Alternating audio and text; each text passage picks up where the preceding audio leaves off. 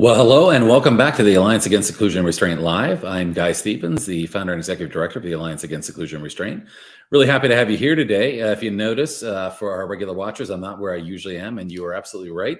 In fact, I'm not where I usually am. I'm not when I usually am either, at least in terms of how things go for me. I'm actually in California right now. So rather than being 3:30 Eastern time, it is 12:30 Pacific time for me.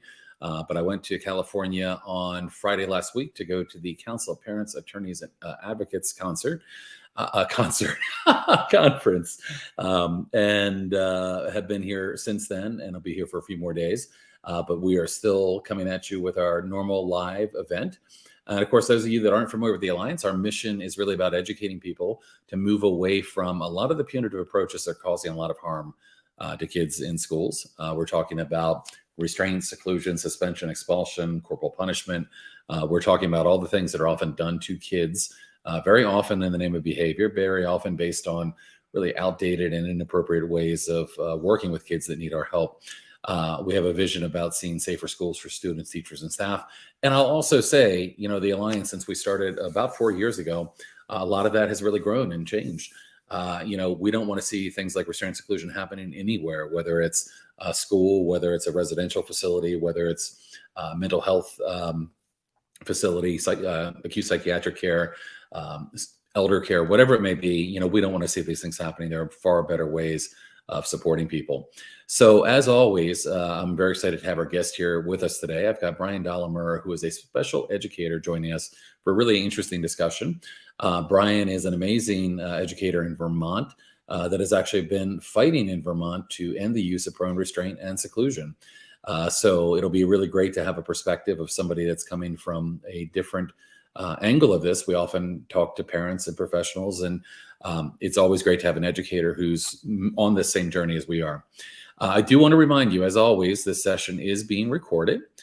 So if you're not able to watch the whole thing now, and I see a number of people jumping on live, it will be available to watch on YouTube, Facebook, LinkedIn, and you can also download it after the fact as an audio podcast. So if you like to listen, maybe on the road while you're driving somewhere, the audio podcast is available on Spotify, iTunes, any of your favorite podcasting platforms. So with all of that, let me get straight to our guest here. But before I do, I just want to ask our audience, if you are watching live right now, let us know who you are and where you're from. Always love to see where people are joining us from.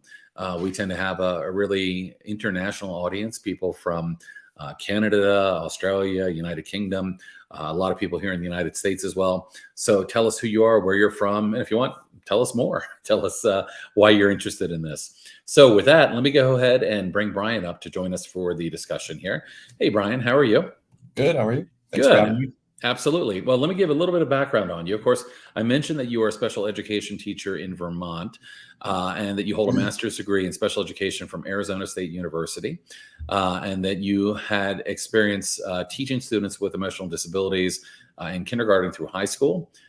You also, of course, began advocating for stronger and safer policies around restraint and seclusion after witnessing prone restraint in your local school district, where you were working and where your child attended. And you began to you began to try to figure out how you could successfully bring about change. You began working with the Board of Education, contacted state representatives, encouraging them to pass legislation to govern the use of restraint and seclusion at a statewide level. And you've been doing a tremendous amount of work. I had the privilege of meeting you not quite a year ago, but I guess it was probably in, I want to say April or May of last year, as you were beginning to do this work and, beginning to really make a positive difference there in Vermont.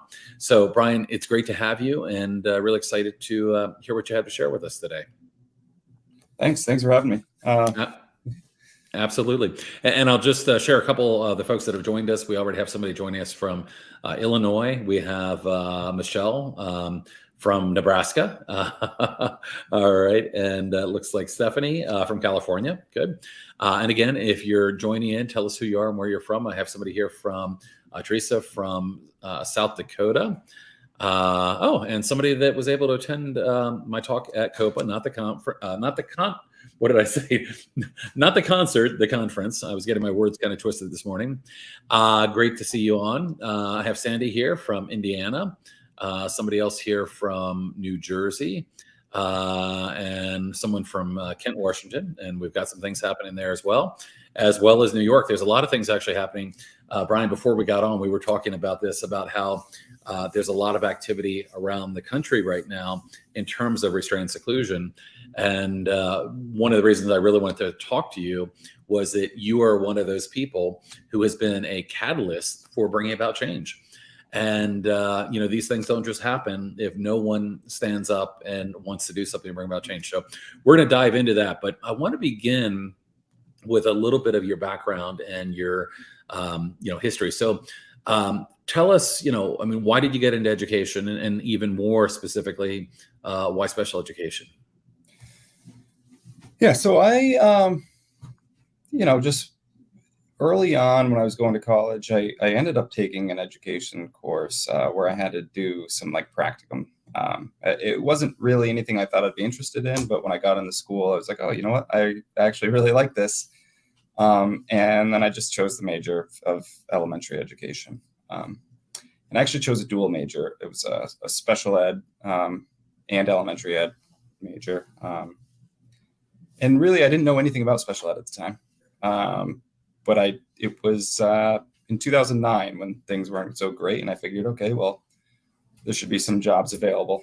And that program ended up getting scrapped, and I just went for elementary ed. And but I really started becoming interested in it, and I wanted to pursue the special ed. So went to Arizona State, got my master's in special ed after that, where I actually student taught at a self-contained school for students with emotional disabilities.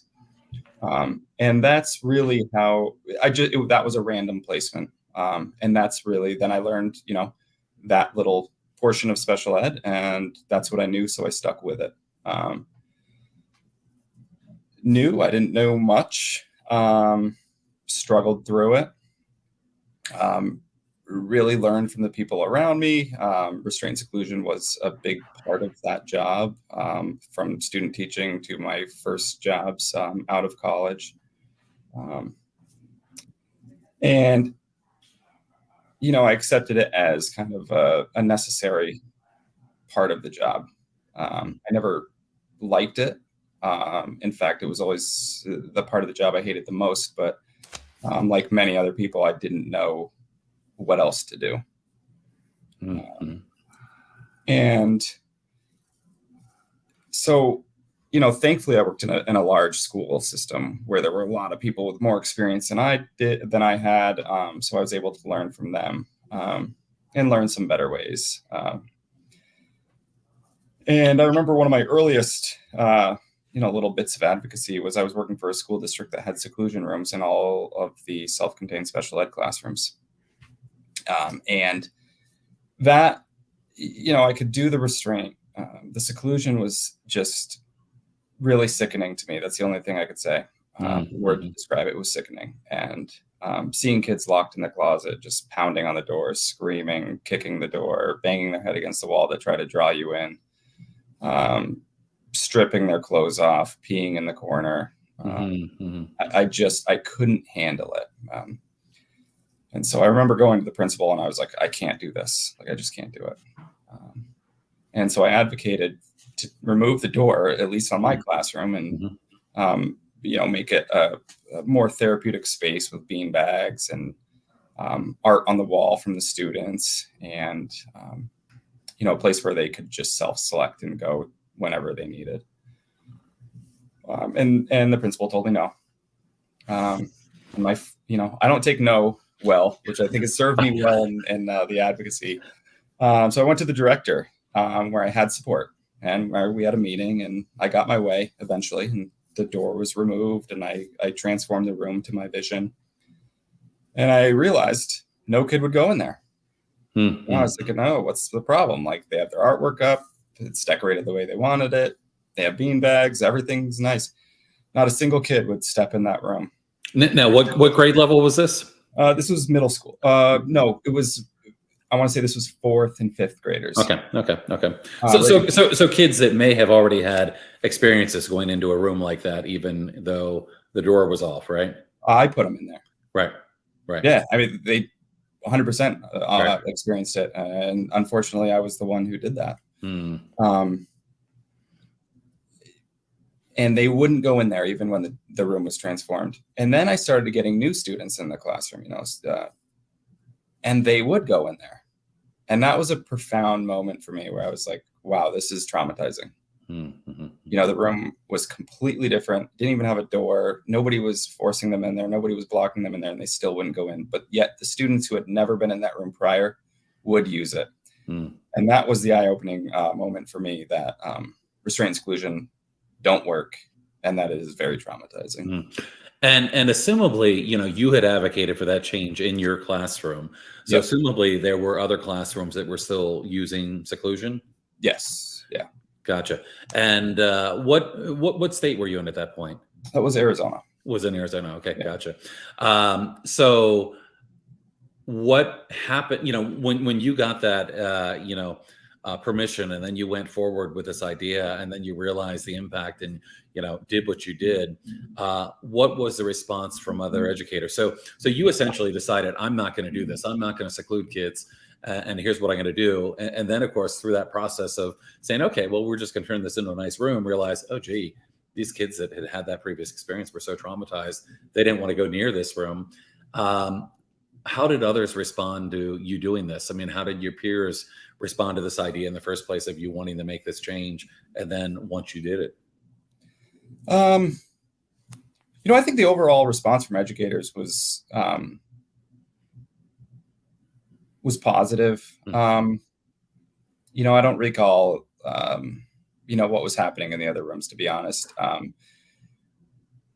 it was, like I said, I was new and I was the most inexperienced. So, I was probably using it more than anybody else, to be honest. And I think, I would hear stories from the past, those more experienced teachers. Oh, when I was, teaching back in the 80s or 90s, we had to build our own seclusion rooms and out of plywood and 2x4s. And, but, I think they had enough experience. And I really do think it was probably those other educators for the most part that kind of helped me understand that I didn't need to use it. And it's just in my personality to be the type that's like, all right, if I'm not going to use it, boom, let's get rid of the door. Let's advocate for change. Let's not take no for an answer. But wasn't, at that point in my career, I can't say I made any widespread changes. Right. So how long were you teaching in Arizona? Taught there for about 5 years. About 5 years. Moving to Vermont. And in that time, in learning from other educators you were working with, in really kind of probably at that point kind of coming into your own as an educator as well, what were you, because we often hear when people are talking about ending the use of isolation and seclusion, you often hear, well, what will we do instead? What did you begin to learn, and how did you begin to handle situations that even previously, you were using seclusion for? Time and space, really. And that's what I created. That's why I took the door off and made it a more comfortable space, a place for kids to take space and take some time, right? And that I think comes natural to, well, it doesn't come natural to everybody, but if you think about yourself, like if you're upset or you're stressed, you're angry, you're having strong emotions, I would always try to put myself in those shoes, right? Like I don't necessarily want somebody talking me through it at the moment. I don't want to be around a lot of people. I don't want people looking at me.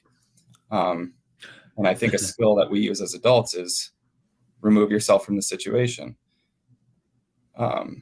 So that's what I did differently, was I allowed students to remove themselves from the situation, once, and I didn't know the science behind it at the time, but right. I knew, like, okay, this is what I do as a responsible adult. And so, isn't it kind of amazing though, that if we use the same filter we might use for another adult, and what we might need in a situation and apply that to a child, it can be a step in the right direction. Yeah. Nobody wants to be told to calm down. Nobody Yeah. wants to be told, well, until you're calm for 3 minutes, you're not going to have this happen to you, whatever it may be. Nobody wants to hear all the things that are being taken away from them when they're already dysregulated. Yet that's very often what we do to kids, right? Yeah, exactly.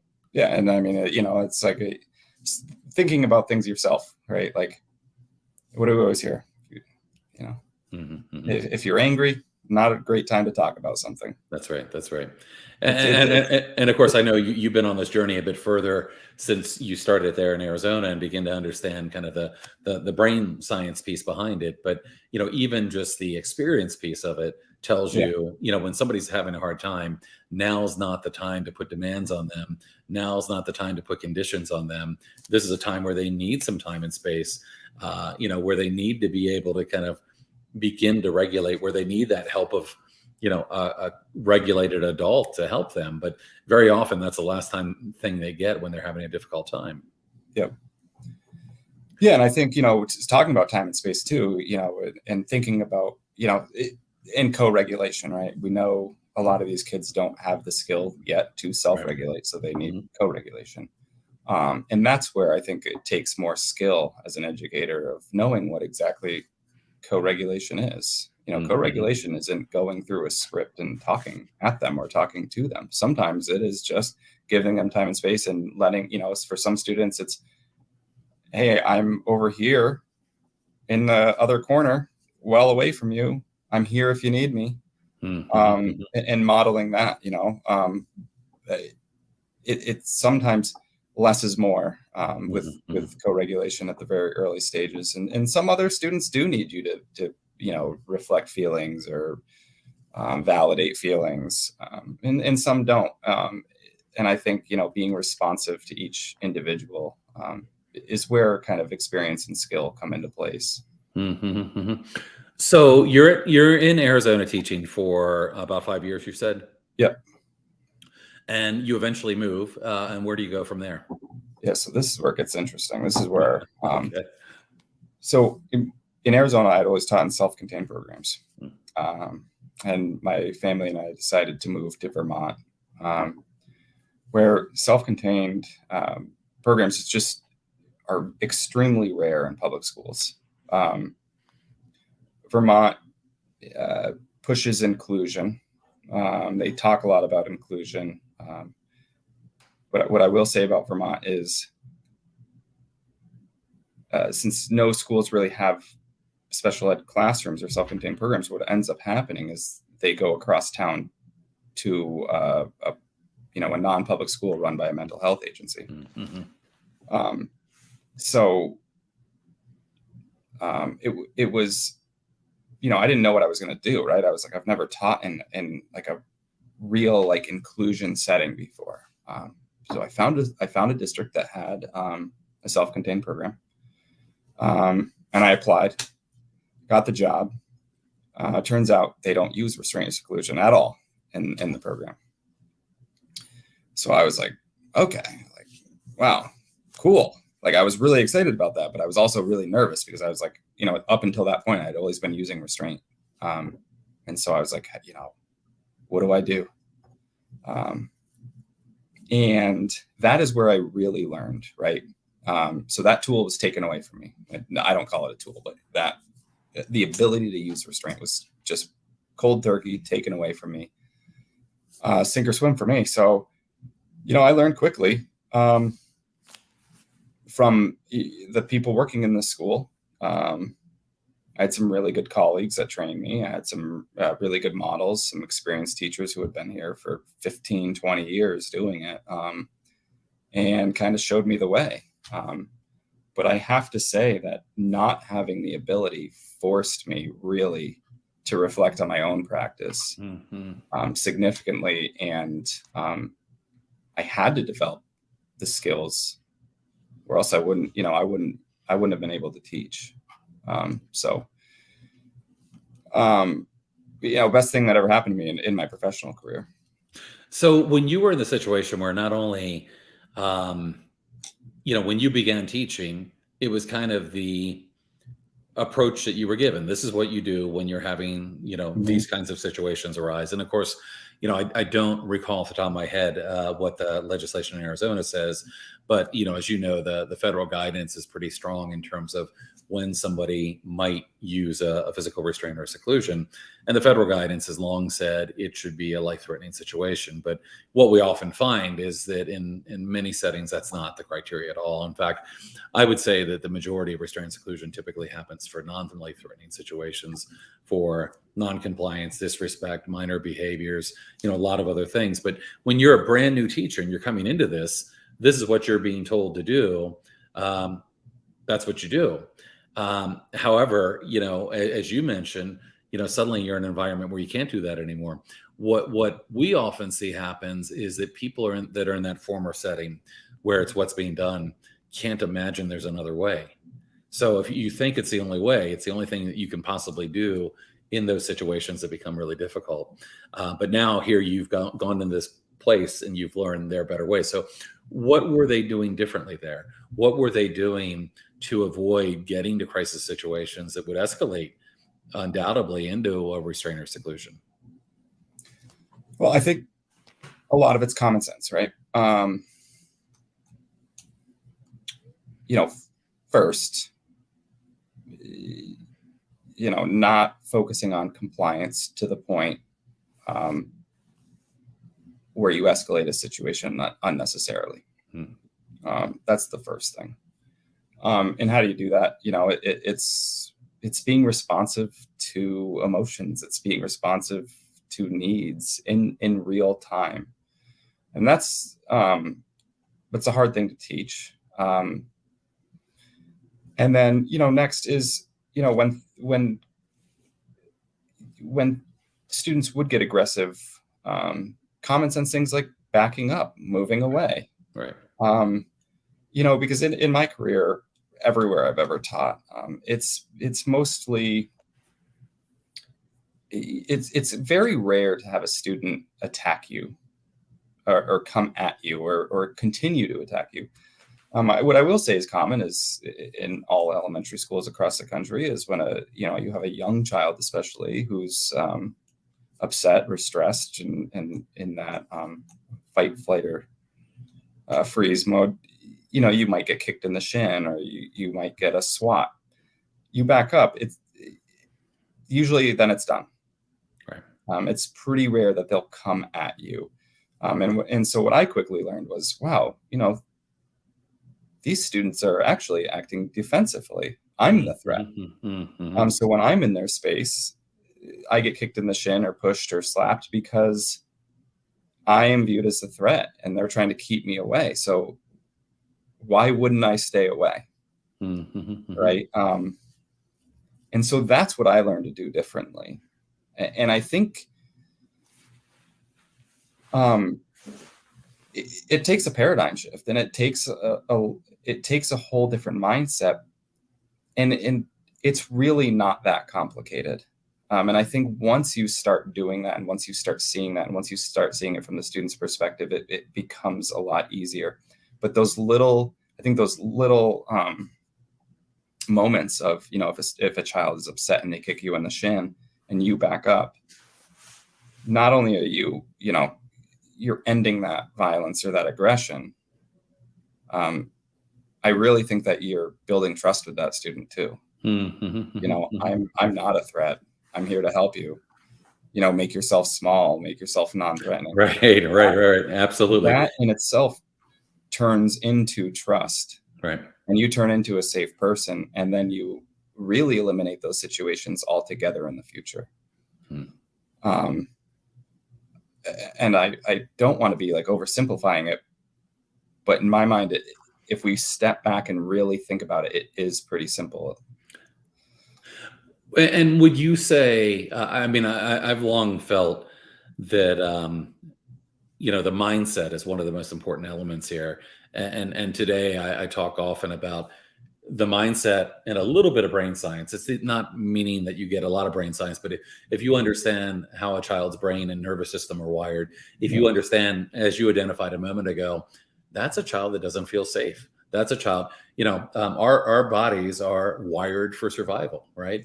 Our nervous system, if we don't feel safe, will fight or flight. And very often, when you're talking about a pre-K, kindergarten, first grade, second grade, 6, 7, 8-year-old that doesn't feel safe and is acting out, this is not a life-threatening situation. This is not a situation where, that this 45-pound child is going to cause you great harm.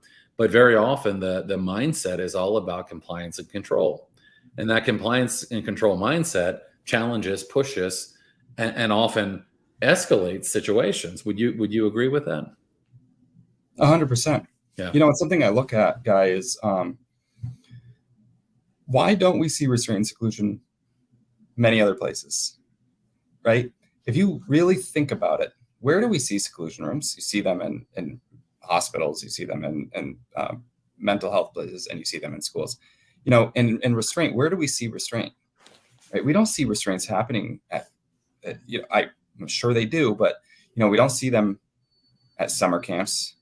We don't see them in the grocery store. We don't see them in the mall. Right. And these are the same kids that are attending public school, right? Right. And when I worked in my own community, I don't anymore, but when I worked in my own community, I would see these kids who are being restrained and secluded at school every single day, which we'll get to, I'm sure, later on. And then I'd see these same kids at soccer camp with my son, or seeing them at the rec camp, and they're playing and having a great time. And I'm thinking to myself, why? That's all I could say is, what are schools doing wrong? Right. And why isn't this happening anywhere else? Well, the counter argument would, of course, be about non-preferred tasks, right? But we can dig deeper and say we can find entire schools that don't use seclusion or don't use restraint, that are serving the same children, yet they're not needing to do these things. So non-preferred tasks, I'm a teacher, and I'm going to say this, Guy. Right. That means your education isn't engaging enough. Yeah. Well, that means, and it's you're looking for compliance, and your education isn't engaging. Right. So I would say that's the counter argument when you say non-preferred. We have to place demands on kids. Right. Well, right. Place engaging demands on them. That's right. No, I agree with you. I mean, that's really going upstream, and I agree. And some of that is probably a much larger systemic issue in terms of the way our education system has evolved and the priorities of our education system. But even as an individual educator, you have the ability to create the more engaging lesson plans. You have the ability to really spark interest and get kids.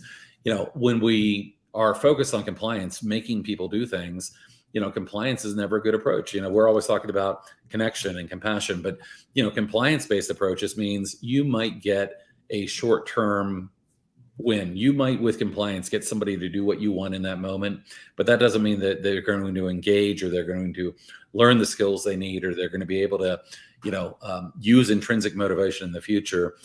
Compliance is not the way, but it very often is the way when it comes to our education systems.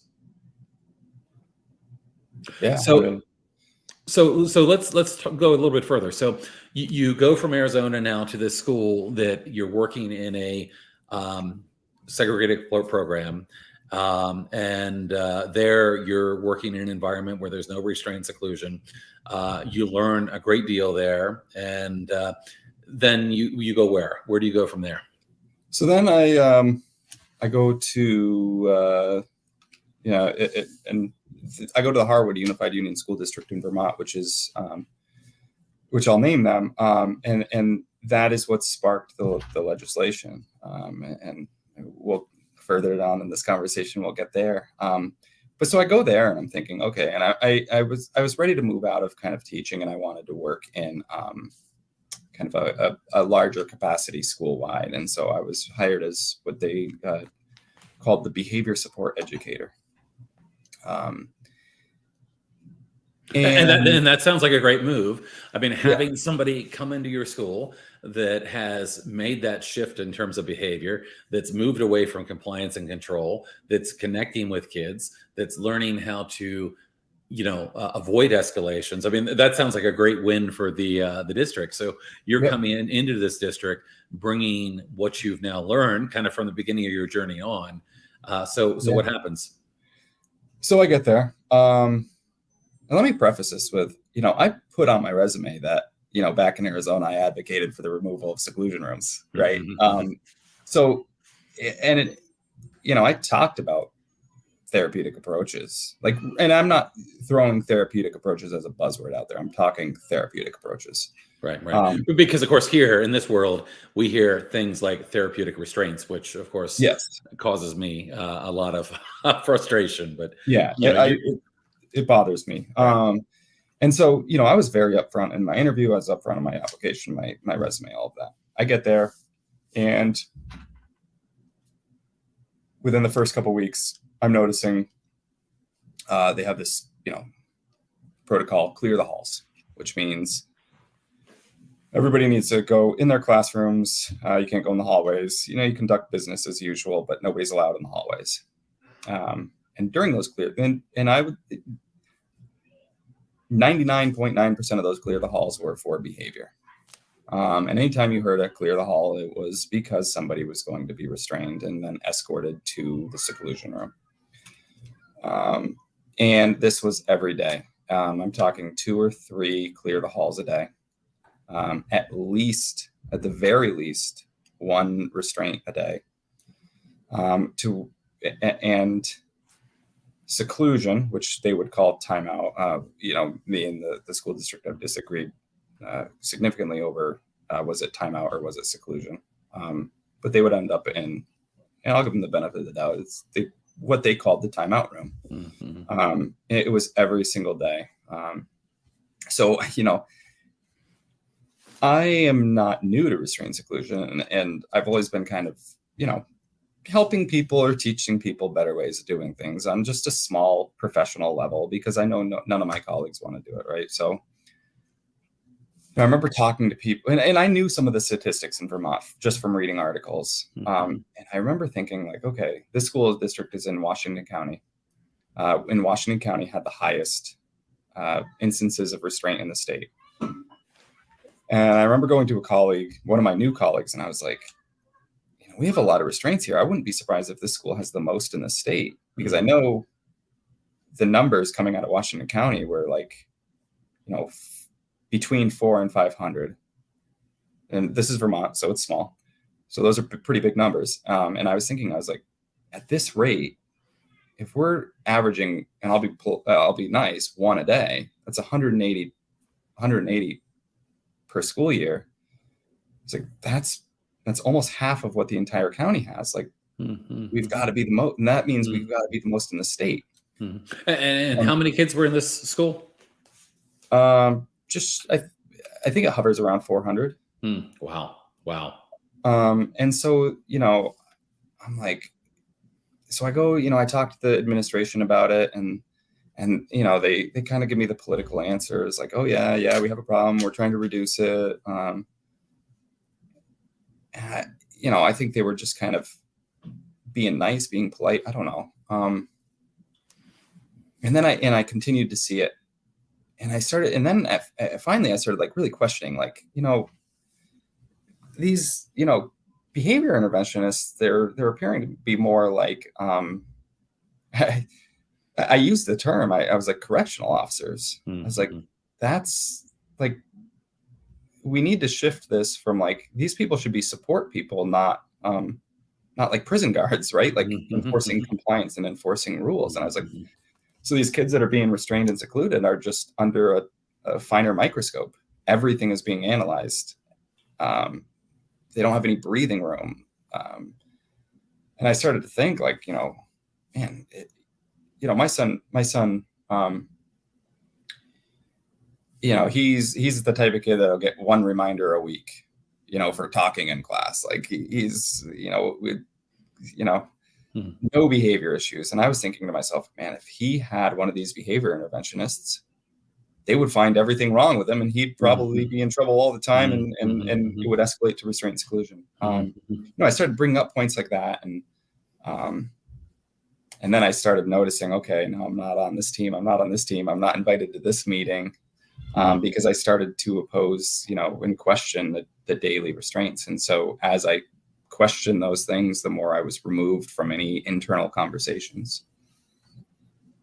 So there you are inside the school. You've been brought in for this new position.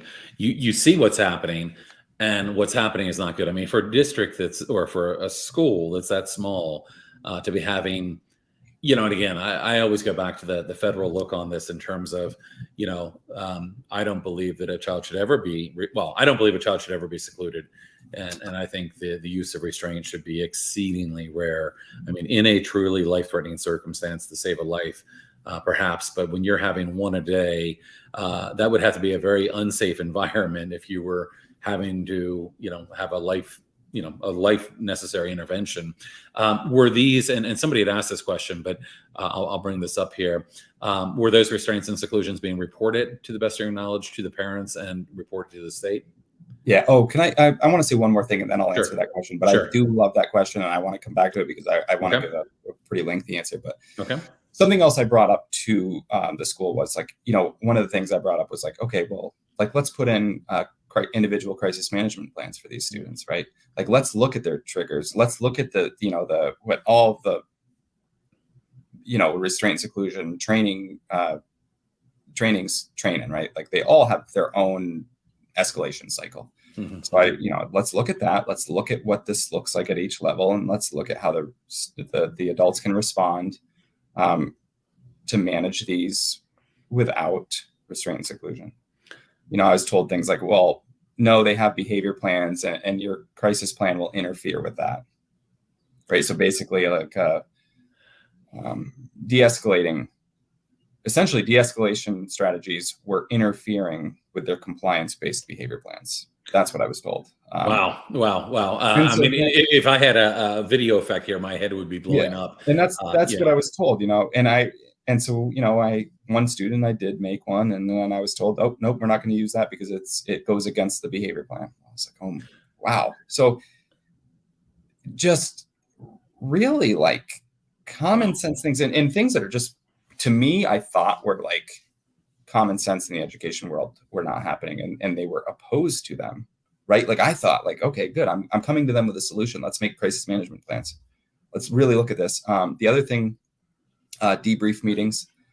They didn't want to hold any debrief meetings, even though, Rule 4500, the state board's rule on restraint seclusion requires them. They had a form that they would fill out. And just to check the box. Right. And what I would see, the most common answer to what could we do differently? The most common answer I saw was NA or nothing. What did you try to de-escalate? The answers were remind them of their token economy, remind them of their great. Loss of privileges, those standard things. So, all right. Were parents notified? That was the question, right? Yes. Of course they were, right? The state rules require that. Now, this is, I think, one of the scariest things is that parents are notified in a really misleading way. So yes, all of the restraints were documented.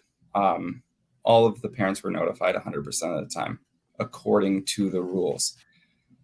But when parents get those phone calls, what you hear is, oh, so-and-so had a hard time at lunch, or there was a zigzag day, and we had to put our hands on them. And it's really just downplayed so much, right? But then we were able to work with them. We worked through it, and then that's that. And then okay, we're going to be emailing you the documentation. Yeah. And the documentation is so, excuse my language, half-assed. and it just minimizes it so much. And all of that communication, all of that documentation is so one-sided, right? Like the adult is almost always the victim if you read those papers, if you listen to those conversations. So-and-so wanted a cheeseburger and they were serving hot dogs, so they got mad and they kicked the staff, right? And then the staff and then we had to put them in the life-threatening hold. I mean, how many parents have had a child that has had a difficult time with something, yet we don't hold them down to the ground in a prone restraint? And that was another thing about this, right? Is that, you're coming from Arizona, you're coming from a program where you've weren't using restraint and seclusion. And of course, we're talking about elementary age kids, and they were using prone restraint there, weren't they? Yeah, that was towards the end. So I didn't see them until the end. And the other thing I want to say about the parent notification before I answer that is the other thing in Vermont is, you have to you have to invite the parents to the debrief meeting. And that is, so out of, the year I worked there, it was 150 something restraints is what they reported. It would have easily been 300 had I not started to advocate. People became fearful to restrain students. Out of those 150 something restraints, I can recall 0 parents coming in for a debrief meeting. Now, that indicates a huge problem to me. That's not parents not wanting to come in. That's the district, or that's schools not making a good faith effort to invite parents in and truly educate them. Right. And they normalize this. And so, how is it that out of 150 restraints, not a single parent came in for a debrief? And that's because it's so glossed over. Right. Like, and they normalize it and they're like, oh, you don't need to come in. Like, we got it. We can talk if you want, but it's never, where's the education? And where's the reality? I want to say this too about notifying parents. Where's the reality of how violent these restraints look? Right. Where's the reality of, being dragged down a hallway and shoved into a room where they quickly close the door? These things are really, really violent looking. And I mean, I would say in our elementary schools in this country, when you see students restrained, it's more violent than what you see when you see police arresting people out on the streets. It is a big struggle, a big fight. And it's really scary. And I don't think parents know that. Wow. And so to the prone restraints, that was, I remember that vividly. I went up to the principal's office and I said, please explain to me why there's an elementary student face down on the ground right now. I mean, I was mad. I was livid, because they had already knew how I felt about restraints. And I was like, well, and the answer was, well, it's an approved hold. And I looked at him and I said, well, I'm going to contact the school board and advocate for a change so that it's no longer an approved hold. And I did. So this is where things really started heating up. So already, if we look at last year, you had come in and you had begun voicing your concerns about what you were seeing. But at that moment in time, after seeing that young child in a prone restraint, things really went into, I think, high gear at that point, right? So that's when I was like, all right, now I'm all in. Now let's not make too light of this, but I mean, already when you came in and were pushing against what was being done, that put you in a difficult position. As an educator, were you sensing retaliation? What was happening at that point? I mean, were you feeling something then, or was it later that you really began to feel a little bit of? And again, I don't want to overblow it, but at the same time, it sounds to me from our previous discussions, it was tangible, even when I first talked to you, that people didn't like what you were doing in terms of trying to bring about change. No, and that was scary. I had accepted my fate that, I may be fired. Right. So when you decided to go to the board, you knew at that point that you were kind of passing the point of no return potentially in terms Oh, of 100%. yeah. Yeah, So, I was, like I said, I was excluded from meetings. I was excluded from plans. They would involve me in very little. The job almost turned into I just go sit in my office because they didn't want me doing anything. And I was like, all right, well, cool. I'm making a salary, but this is an awful place. When I started advocating with the board, that's when I started facing retaliation. And I had accusations. This is one of the accusations was that I was having an affair with another employee. That's as far as they went. It happened to be another employee that felt the same way I did. Totally unfounded. But it's so hard for me to believe how hard organizations will push back, and how there is an organized effort to silence people. It wasn't, I listened in. They had a meeting in the office next door to mine. They had a 2-hour meeting about me. And I remember getting called up to the principal's office that, the day after that meeting. It was, and I was like, oh, geez, like, I wonder what I couldn't really hear, but I could hear that they were talking about me. And I was like, I wonder what that meeting was about. And that's when they said that, they're like, oh, well, you need to be careful about your behavior with these employees because, they think that you have an inappropriate relationship with this person. And I was like, are you kidding me? No, like, and I really do believe, I have no proof, but I do believe that was an organized effort to discredit me, right? Like, oh, this person and this person are against it. They're going to say anything because, they have a relationship. And it was like, so that was I do believe that was their way of trying to discredit us.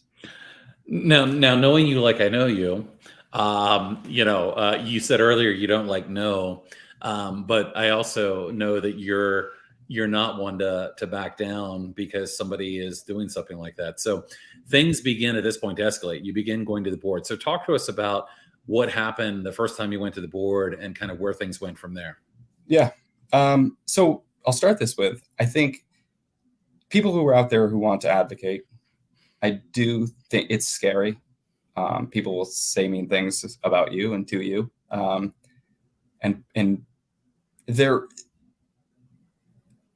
there's not much to actually be scared about. I think, if you can weather that, if you're speaking the truth and you're telling the truth and you're following all the privacy laws, there's not much anybody can really do about it. And it's so important to understand that and to speak up. But yeah, so I went to a school board meeting, and I spoke. And before the school board meeting, I wanted to get my facts straight. So, I started doing research around restraint and seclusion. I tried to find out numbers. I wanted to go in with facts, right? Because I was like, I don't know how many restraints there are, but it seems like every day. So that's when I stumbled across the Office of Civil Rights and I looked them up. Okay, so the district had 451. No other district in Vermont had more than 200. So right now they're blowing them out of the water there. The particular school I worked at had 281. Again, no other district had more than 200. So one single and it was a school of 400 and some, correct? Yeah. So a school of 400 elementary students had more restraints than any district in Vermont. So I was like, oh, wow. Probably rivaling some of the police departments.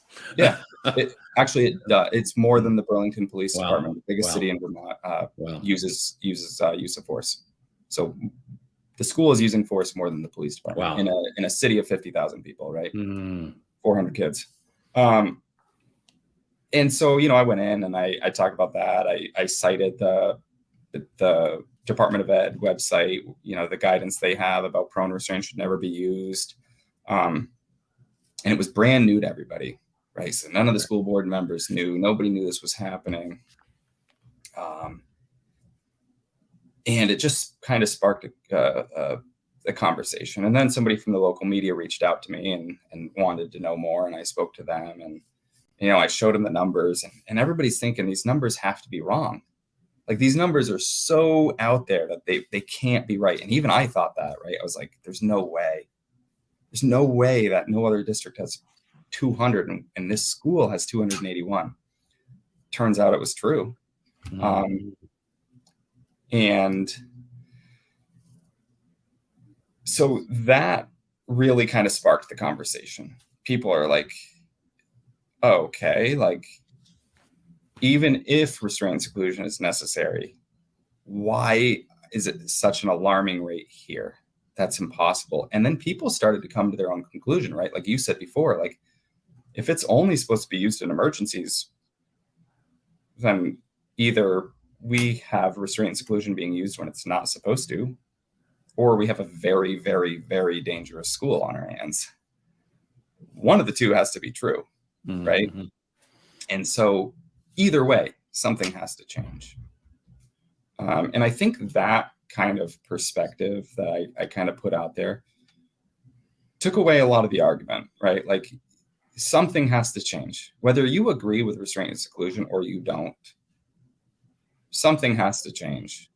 Because even if you think restraint and seclusion are necessary, nobody, even people who call restraints therapeutic, are not going to accept those numbers, and they're going to say something isn't working.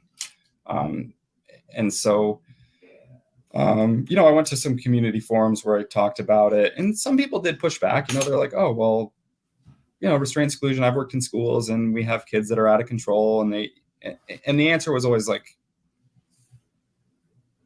how that many times? Right. Like, even if students are getting that out of control to where they are posing a life-threatening situation, right? How, people started asking, well, how is it getting to that point then? In a school of 400 and some kids, if that were to happen once or twice a year, that would be notable, right? Yeah. I mean, if you had one or two life-threatening situations happen over the course of a year, that would be notable. But to have hundreds of them, yeah. And then, and I think when I contacted you, that was when the superintendent, they had a board meeting, and the superintendent, went up, and this was the old superintendent. We have a new one since, who's been very supportive, but the old one, went up there and said, to the school, because the school board started questioning, like, why are we using prone restraints? Why are our numbers so high? And she told everybody, you don't know what you're talking about. There's different kinds of holds. And I think, she ended her spiel with, and none of that.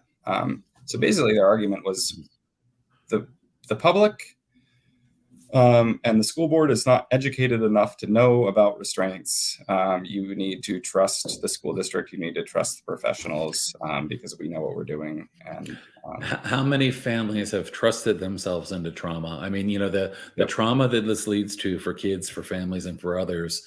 And again, I mean, that's the really frustrating part about so much of this, is that in a perfect world, we should be able to trust our kids are going to a place where this is not going to happen. As you mentioned, if we're not doing this to our kids because it's necessary all the time, it doesn't make any sense that in environments that should be safe for kids, they're not. And that this is happening like this, in schools. So you began to really increase your efforts. So you went from, inside the school to, advocating for change, to suddenly going to a board meeting at a much larger, setting. And even from there, you began to do more. You began to write, opinion pieces, and you began to reach out to organizations. Tell us more about how you, because, I relate to this, Brian, this idea that when things aren't going your way, when you're fighting against something, the answer is not to run back to your safe place. The answer is to double down and do more. So tell me about what you did to double down to try to really bring attention to this. I reached out to some of the local anti-racism committees, looking for support. They were supportive. They put out a list of demands. I tried to put out, as many opinion pieces in the papers as possible. I tried to, at least every school board meeting, have somebody speak, or whether it was me or somebody else, knowing that if I went to a school board meeting or somebody else went to a school board meeting, when there was a little snippet in the paper covering the school board, that would be in there. Opinion pieces. I had a goal of Restraint and Seclusion being in the paper, small town weekly publication. I had a goal every single week. I want those words in the newspaper. Mm-hmm. I wanted that to just not go away. And I was pretty successful with that, right? Like, school boards are great. I love that people volunteer. I love that people get involved. But when there's controversy, it seems like the standard practice is, let's not talk about it. Let's not respond, and it'll quietly go away. Knowing that, I don't care how quiet you are, I'm going to continue to be loud, and I'm going to continue to get the coverage. And so that was probably where I found the most success, was not letting the silence win, right? Like keeping the conversation going. At the same time, I emailed the state legislators, thinking, long shot. I emailed the school board of ed too, right? And they say, oh, well, you need to go to the Department of Ed. The Department of Ed points me to the direction of the state board. The big round circle of accountability, right? Yeah. And I knew that was going to get me nowhere. And clearly, I'm sorry, but I have to share this comment because this just brings a smile to my eyes, and a rather bleak topic here. But they failed to plan ignore you. Yes. Plan ignoring did not work for Brian, and it doesn't work for anyone. But at any rate, thanks, Quinn, for that comment. That is what they were trying to do. And so, with the Board of Ed and the Department of Ed, I didn't put much effort there because, I realized, like, they're not providing any oversight. Like, this should have raised red flags. That's right. And so I was like, they have these numbers. They know these numbers. And it wasn't concerning to them. So I didn't put much effort there. So I went to the legislators thinking, like, okay, like, what, this is a long shot. But I heard back, and they wrote back, and they were interested, and they acknowledged it was a big problem, and they were shocked to see the numbers. They were shocked to see how many states had laws in place, because Vermont doesn't actually have a law. And it just went from there. I can't really say much about it, but like, just that one email sparked enough conversation to get legislation introduced, and now we have a bill. And of course, you mentioned that the previous superintendent was on her way out, and I would say that's probably fortunate. You got a new superintendent who you began to work with a bit, and of course, I had a chance to meet with him as well on a couple of occasions. Dr. Mike, as they seem to call him there, and of course, he had come from a state where he was surprised, I think, at the amount of restraint, the fact that prone was being used, that seclusion was being used, and has certainly seemed to be an ally in all of this. But it's hard work. It's hard to change for a lot of reasons. But now, of course, there has been a bill introduced, and I'd met previously with the Teresa Wood and Tiffany. I'm trying to remember. Thank you. Yeah. And thrilled to see them introducing some legislation. But I'm going to say this, and I think it's true. You can argue with me if you think I'm wrong here, but I don't know that we would be there right now, Brian, if it had not been for the efforts that you started there, first in your school and then at the district, to bring about this change. I'm not saying that at some point it may not have come, but I think that you really were a catalyst for this happening. And this change could be one that would be felt throughout the state. Yeah, and I want to comment on that, and I totally agree. I mean, a lot of people helped along the way. I think your organization helped me. I called you for advice. Reaching out to people too. If you want to advocate for change, reach out to the organizations. I was surprised at how quickly I got a response from you. Try things. Some things stick. Sometimes you hear back, sometimes you don't. But that was very helpful. But I do agree, if it hadn't been for me, accepting that, I might lose my job over this. Not everybody's in that position. But yeah, this wouldn't have happened. No, you're no longer at that school, but you're still within the state, correct? Yeah, no, I got a new teaching job where, I'm very happy, but, you have to keep pushing. You can't be scared. And, it's just amazing, if you keep pushing, where it leads you. Yeah, no, absolutely. And I think, Brian, you and I have had a lot of conversations about this, but I think there's still a lot of, even beyond, let's be really hopeful that something gets passed here in Vermont, because there is a bill up that would ban the use of prone, restraint, and isolation or seclusion, correct? Yeah. That's what's in the bill now. So I think you and I were talking that the outlook, I think there's a hopeful outlook for that. I think that bill, could pass. And as you and I were talking about before the show, there are bills right now in Washington State and Idaho and New York and Texas. I'm trying to think, there are others, but there are a number of states that are pushing things right now. And that momentum helps to build more momentum. So if you're in a state that has laws that aren't where they need to be, and even if they are, we can do better. Anything we can do to come together and get these bills moving forward, even if you feel like you're in a state that it's impossible. Idaho now is pushing some legislation. They have none. It's certainly not what I would hope to see, but it would be a step in a better direction. I think the more people that get on the train to help bring this forward, and again, one person, you talk about one person making a difference, and we sometimes can feel so insignificant and alone.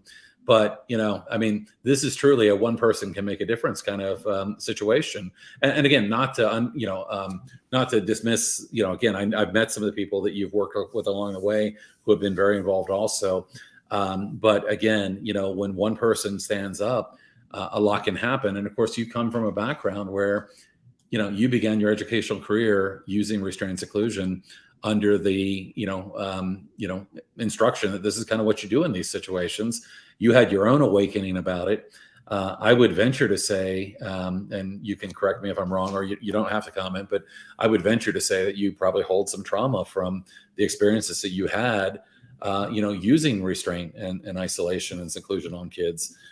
It's not an easy journey to be on, but it's an important one for sure. Yeah, no, I do. And actually, as a matter of fact, when I went, the school district that we were talking about sent me to be a CPI trainer.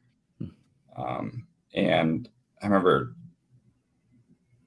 becoming like physically sick, not to the point of throwing up or anything, but, I could feel it in my body when I had to practice them or when I would watch them demonstrated. I didn't realize how traumatized I was from it. So I can't imagine the students. I really can't. If I felt that way, I cannot imagine what it does to the victims. It's scary. That's something else I want to say too, is, one of the other things I talked about was, so this school district, they trained almost everybody in restraints, which not everybody was doing restraints, but I think it created a culture of normalizing it. And that was something else I got pushed back on. I was like, well, why don't we just train everybody else in the de-escalation portion and leave the restraint part off? Nope. We want as many people as possible trained in restraints. And wrong. Yeah. That's a big wrong move. Yeah. And it's not even in the intended move by at least the training companies that I've, aware of, they actually recommend it be taught in a tiered way. And the truth is, the more people that are trained in hands-on approaches, the more likely it is that somebody will use one. And that's what I was seeing. Or people think, oh, it's this is what they're supposed to be doing, and that's what I saw. That's right. So something else I want to talk about too with the advocacy and why I chose the route I did. So I had a choice, right? I could have in Rule 4500. That's the state board's rule that governs the use of restraint and seclusion currently in Vermont. If you want to make a complaint, you make a complaint to you basically make a complaint, I think, to the principal, and then they have 30 days to respond. And if you're not happy with that outcome, then it goes to the superintendent. And then it pretty much just dies out, right? And so I've seen people make complaints. And so you're complaining to the people that you're complaining about. Didn't make much sense to me. And I knew that wasn't going to go anywhere.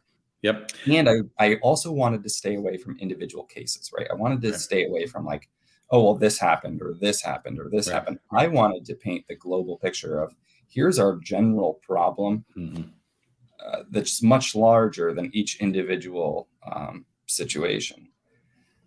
So I knew that the complaint process was just, it wasn't the right approach, right? Because even if I made a complaint, like if I saw, okay, this happened to this student, that's one complaint out of hundreds of restraints. Like it wasn't enough for me. So I was like, no, I'm going for policy change here. Right.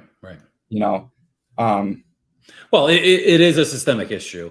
Yeah. And, you know, I mean, it's certainly, I think where parents and families can come forward. And in fact, this is probably really timely right now, Brian, is that parents and families in Vermont that have had experiences with restraint seclusion, this is a good time to contact Delegate Wood's office and to, you know, get in touch, because your stories are really critical. Yes. While, you know, getting here to the point that legislation is being put on the table is a huge step. Getting it passed is huge as well. And I'll tell you, there's a lot of value in a story from a family, and even more so. And there's probably only one thing that will quiet a room more than a family is a self-advocate. So a young person that has experienced restraint seclusion, if you come and speak at the hearing for a bill like this, you're really making a huge difference in getting that legislation passed. So the voices of lived experience are so critical in getting these things moved forward. Yeah. And I strongly encourage people too to file complaints. Right. You know, because that is the greatest way to protect your family and your own child. That's where that makes a huge difference. And then collectively too, those voices are so much more powerful than, you know, me giving statistics, right? Sure. And so it's just, and thankfully we've had, you know, families locally speak up. We've had, you know, one student speak up. And that is, you know, nobody can dispute that. And those stories are so impossible to ignore and just so heartbreaking. They're very impactful. And, you know, I think it's, those individual stories that kind of paints the picture of the trauma that's inflicted. And why we need to stop this. Yeah. And to be clear, there are a lot of levels that you can complain. You can complain at the school level to the principal. You can complain to the Board of Education level. You can go to the State Board of Education. You can file a state complaint if you're a child under IDEA, which most kids that are being restrained and secluded are. You can file a complaint with the Office of Civil Rights. And you can also file a complaint with the Department of Justice. And the one thing I would say is recently the Department of Justice has been doing really significant work around restraint seclusion. I'm going to put the link actually in the chat, but the DOJ has been doing investigations that have led to settlement agreements that have changed policy, that have really even helped change policy statewide, as it did here in Maryland. So there's some things that you can do. But again, connecting with others is, I think, a really strong thing to do, and figuring out how you can, you know, go about helping to support change. And that's why we're here. We want to help people do that as well. Brian, I had promised you we would run about an hour, and we've already gone a little bit over. And didn't probably get to any of the questions that I was hoping to get to. We had a lot of comments in the chat, a very active discussion here in the chat. Well, I can take a little bit more time. So okay. Okay, well, let me get to a couple of questions here. This one's asking a specific question about the legislation and whether that bill is just for public schools or whether it includes non-public school placements. And I don't know it's all. Okay, perfect. Perfect. Yeah, and in some cases, that's a really good question, because in some cases it is different. It is different in terms of a bill that may, in Maryland, for instance, we completely got rid of seclusion in all of our public schools, but we're not completely able to get rid of it in our non-public schools, although that was part of our goal.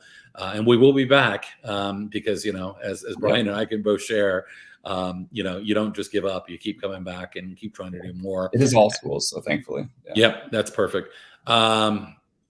Let's see. Yeah, I absolutely agree with you. Kids have been traumatized. It is a lot to get them to advocate. And I never would push any child into doing that. Only when and if a child is ready, should you ever consider, having them, share their story. But it can make a lot of change. Trisha here from Idaho says that parents are being blocked from parts of the conversation for change. But they have a group called Idahoans for Safe Schools that's pushing in Idaho to bring about change. Well, that's what I see all the time is that attempt to silence. Yeah. Well, somebody mentioned this, and here it is right here. Child Protective Services. Parents, I can't tell you how many parents I've talked to that have had CPS called on them after they've, begun to complain about this. And I mean, and again, when you think about it, they accuse you of having an affair. They accuse parents of abuse. It's really, really, really upsetting to hear those kinds of things. Well, let me ask you my final question, and I'll give you a chance to have any other comments you have. But, again, you had a journey here. You had a journey from, where you began. And again, when you were a brand new educator, this is how you were told to handle situations, and you were using restraint seclusion to a point where you began to realize, oh, I don't have to do this often, to I don't have to do it at all, and I'm going to advocate for change, to advocating for a change at a state level. So this has been a tremendous journey for you. What advice or input, we have a lot of educators in our audience, what advice or input would you have for other educators, maybe early in their career, or maybe seeing these things, knowing they're happening, they're not comfortable with? What would you encourage them to do, or what advice would you give them based on your own experience?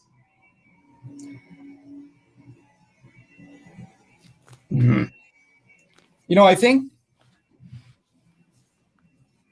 I think it's around education, and sharing personal experiences, and creating collaborative, like, professional communities where you're